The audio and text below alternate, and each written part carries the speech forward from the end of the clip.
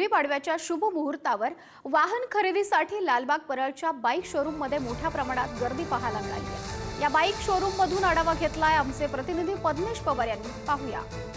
गुढीपाडवा आणि आजच्या दिवशी आपण पाहिलं की सकाळपासून अनेक जे दुकान आहेत त्याला गर्दी झाल्याचं पाहायला मिळते आणि आजच्या दिवशी अनेक जे लोक आहेत ते गाड्या खरेदी करत असतात, त्याचबरोबर ज्वेलरी खरेदी करत असतात। आणि आपण सध्या लोअर परेल येथे आहोत आणि आता इथे एक आपल्यासोबत आपण पाहिलं तर एका शोरूम मध्ये आहोत, बाईकच्या शोरूम मध्ये। आणि सकाळपासून अनेक ठिकाणी आपण पाहिलं तर जे बाईक्स जे विकत घेत असताना आपल्याला पाहायला मिळते, गाड्या असतील, सोनं असतील विकत घेत पाहायला मिळते। दादा काय सांगशील, तू आज बाईक विकत घ्यायला आहेस, आज गुढीपाडवा आहे।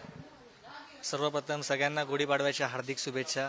ही माझ्या आयुष्यातली पहिली गाडी आहे आणि आनंद होतोय की आपण इतके वर्ष प्रयत्न करतो, आई वडिलांचा आपल्या मागे एवढा विश्वास असतो, त्या विश्वासाचा आपण काही ना काहीतरी स्वप्न साकार करतो।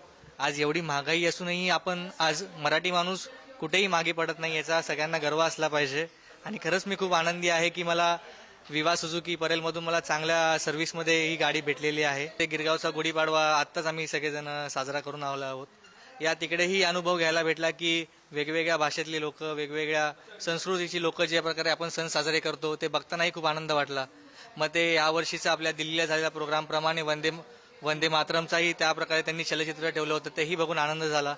अनेक ध्वजपथक होते, अनेक संस्था होत्या, तसेच श्री स्वामी समर्थ या मंडळाकडून ते गिरगावचा रथ निघतो त्याचाही आनंद आम्हाला घेण्याचा योग मिळाला। कॅमेरा पर्सन सुभाष, मी पद्मेश पवार, पुढारी न्यूज साठी, मुंबई।